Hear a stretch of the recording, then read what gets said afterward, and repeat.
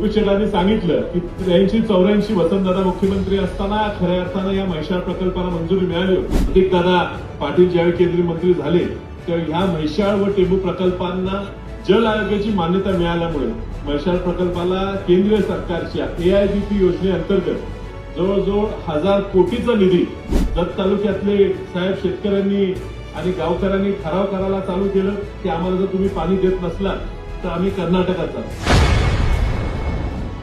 तर जत तालुक्याची पाण्याची जी water level आहे, ग्राउंड लेवल आहे, ती खूप खाली गेलेली आहे. तर हजार फूट सुद्धा बोर मारली तरी पाणी लागत नाही. या आमच्या डोंगरवाडीच्या इथं डोंगरवाडी, कुपटोळी, खंडराजुरी, गुंडेवाडी, घोषे, शिंदेवाडी, खरशिंग, अलकुट, बनेवाडी, योगेवाडी हे परिसर अजूनही पाण्यापासून वंचित आहे. मिरज तालुका नदीपासून एवढा जवळ आहे, तालुक्यात नदी वाहते, पण हा आमचे गाव वंचित राहिले. केंद्र शासनाचा कमांड एरिया डेव्हलपमेंटसाठी नवीन योजना आणते आणि त्याचा एक पायलट प्रोजेक्ट म्हणून महाराष्ट्राला 100 कोटीचा निधी द्यायचा होता. मी साहेबांच्या खूप मागे लागून एक प्रकल्प म्हैसाळचा जत तालुक्यात आपण पाठवलेला.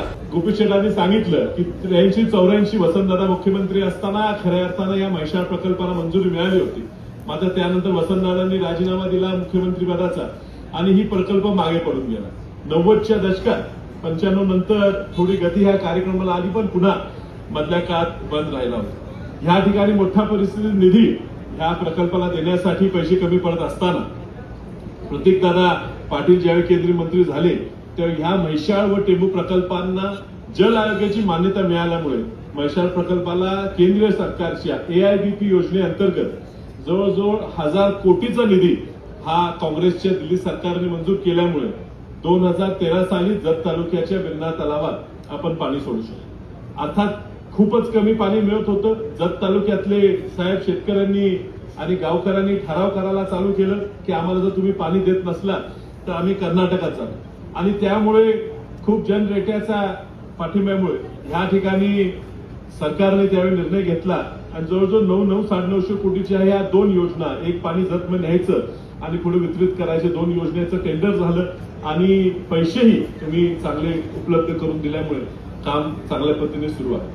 मात्र जत तालुक्याचा भाग धरत असताना साहेब फक्त 38% ह्या प्रकारे इरिगेशनचं पोटेन्शियल या ठिकाणी कव्हर करण्यात आलेलं आहे आणि आता आमदार साहेबांनी सांगितल्याप्रमाणे ह्या ठिकाणी 3री पाईप आणि ही होण्यासाठी जल आयोगाची मान्यतेची किंवा त्या पाणी वाटपाची काय अडचण असली तर आम्ही आज देश पातळीवर बघत असताना जर आपण कर्नाटकाचा प्रश्न बघितला तर कर्नाटकात कुठली स्कीम डिझाईन करत असताना ते फक्त 150 दिवसासाठीच प्लॅन करतात.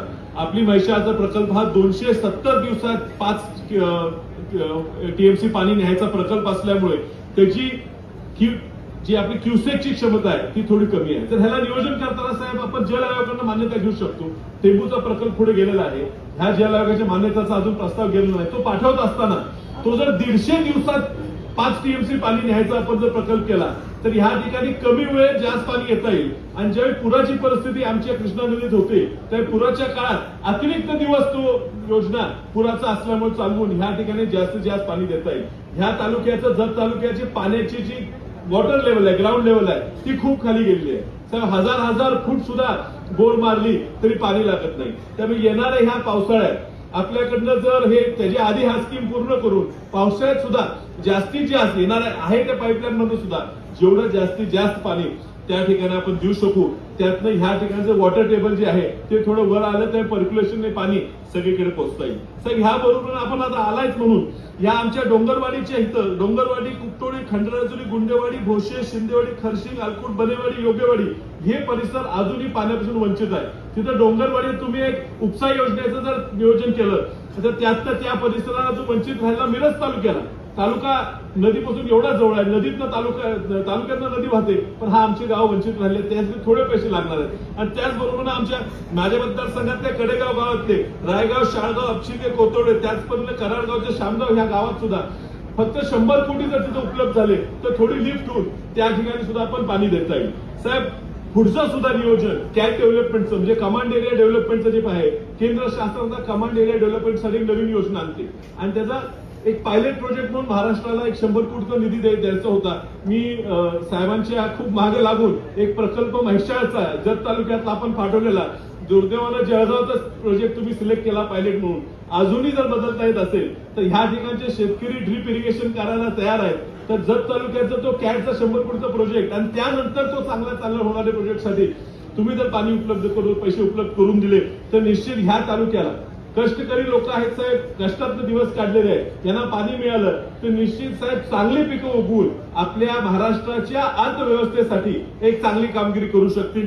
ह्या ठिकाणी जो प्रयत्न आहे ह्या परिसरातील कोयता कमी करणं, ह्या लोकांना चांगलं उत्पन्न देणं, हा आपण गेले 40 वर्ष वसंतदादांचं स्वप्न होतं. आज साकारत असताना तुम्ही तुमचे आजोबा वसंतदादांबरोबर काम केले, तुमच्या वडिलांनी आमच्या वडिलांवर काम केले. आज तुमच्या मार्गदर्शनाखाली हा कार्यक्रम या ठिकाणी होत असताना निश्चित आनंद वाटतो आणि त्यामुळे तुम्ही पूर्ण लक्ष सांगली जिल्ह्याकडे आमच्या सगळ्यांकडे द्यावं ही तुम्हाला विनंती करतो आणि काय वेळ कमी असल्यामुळे माझं भाषण आटोप घेतो. नमस्कार. ताज्या बातम्यांसाठी पाहत रहा संघर्ष माझा जत.